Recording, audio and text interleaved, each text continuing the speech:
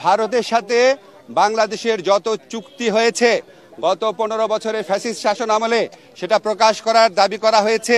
বাংলাদেশের সার্বভৌমত্ব, অস্তিত্ব, স্বাধীনতা এবং মর্যাদা রক্ষার প্রশ্নে সবাই ঐক্যবদ্ধ থাকার ঘোষণা দিয়েছেন এবং ঐক্যমত জানিয়েছেন। ওনারা এই সমস্ত আমাদের এই সভাতে যেই সমস্ত বিষয়ে ঐক্যমত প্রতিষ্ঠিত হয়েছে আমি একটু পড়ে শোনাচ্ছি আপনাদের। প্রথমেই ভারতে যে বাংলাদেশ বিরোধী বিভিন্ন তৎপরতা চলছে, বাংলাদেশের উপ হাইকমিশনে হামলা, বাংলাদেশ বিরোধী প্রচারণা, বাংলাদেশের অভ্যন্তরীণ ব্যাপারে হস্তক্ষেপ, এসবের তীব্র নিন্দা জানানো হয়েছে এবং ভারতের এই সমস্ত পদক্ষেপের বিরুদ্ধে বর্তমান সরকারের যে আত্মমর্যাদাশীল এবং সাহসী ভূমিকা তার প্রশংসা করা হয়েছে এবং সরকারের সাথে সলিডারিটি প্রকাশ করা হয়েছে।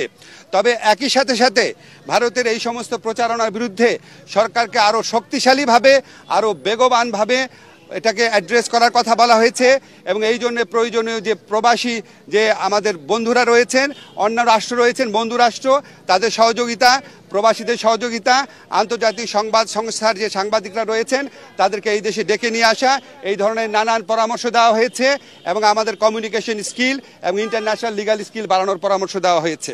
আমাদের একই সাথে সাথে ভারতের সাথে বাংলাদেশের যত চুক্তি হয়েছে গত 15 বছরের ফ্যাসিস্ট শাসন আমলে সেটা প্রকাশ করার দাবি করা হয়েছে এবং একই সাথে সাথে রামপাল সহ বাংলাদেশের জন্য ক্ষতিকর যে সমস্ত চুক্তি আছে সেগুলি বাতিল করার দাবি করা হয়েছে। বাংলাদেশের প্রতি ভারতের যে অর্থনৈতিক নিপীড়ন, যে সাংস্কৃতিক আধিপত্য প্রতিষ্ঠার চেষ্টা, অভ্যন্তরীণ ব্যাপারে নাক গলানোর চেষ্টা, সেটার নিন্দা জানানো হয়েছে এবং ভারতকে বাংলাদেশের প্রতি মর্যাদাশীল আচরণ করার, সৎ প্রতিবেশী সুলভ আচরণ করার আহ্বান জানানো হয়েছে। আচ্ছা, আমাদের এই পরিস্থিতি মোকাবেলায় ভারত বাংলাদেশ বিরোধী যে বিভিন্ন প্রচারণা চালাচ্ছে, এই পরিস্থিতি মোকাবেলায় সকল সম্প্রদায়ের মানুষের ভূমিকার প্রশংসা করা হয়েছে এবং সাম্প্রদায়িক সম্প্রীতি যে কোনো উস্কানির মুখে অটুট রাখার প্রত্যয় ব্যক্ত করা হয়েছে। সবশেষে সবাই একটা জিনিস বলেছেন যে আমাদেরকে আর শক্তিহীন, দুর্বল, নতজানু ভাবার কোনো রকম কোনো অবকাশ নাই। যে কোনো ধরনের অপপ্রচারণা এবং উস্কানির বিরুদ্ধে আমরা ঐক্যবদ্ধ থাকব এবং আমরা আমাদের ঐক্য অটুট রাখব, আমরা সাহসী থাকব এবং আমরা যে কোনো ভবিষ্যতেও যে কোনো ধরনের প্রচারণা আসলে, যে কোনো ধরনের উস্কানি আসলে আমরা আমাদের ঐক্যকে আরও বেগবান দেখানোর একটা প্রচেষ্টা অব্যাহত রাখব।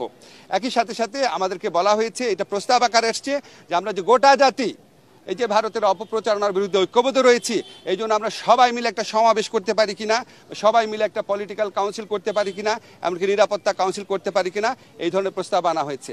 এই সবার মূল সুর ছিল যে আমাদের মধ্যে মত, পথ, আদর্শের ভিন্নতা থাকবে, আমাদের রাজনীতি ভিন্নতা থাকবে, অবস্থান ভিন্নতা থাকবে, কিন্তু দেশ, সার্বভৌমত্ব এবং অস্তিত্বের প্রশ্নে আমরা সবাই এক, সবচেয়ে উপরে দেশ এবং এটার থেকে আমরা কখনো বিচ্যুত হব না। বাংলাদেশকে দুর্বল, শক্তিহীন, নতজানু ভাবার কোনো রকম অবকাশ নাই।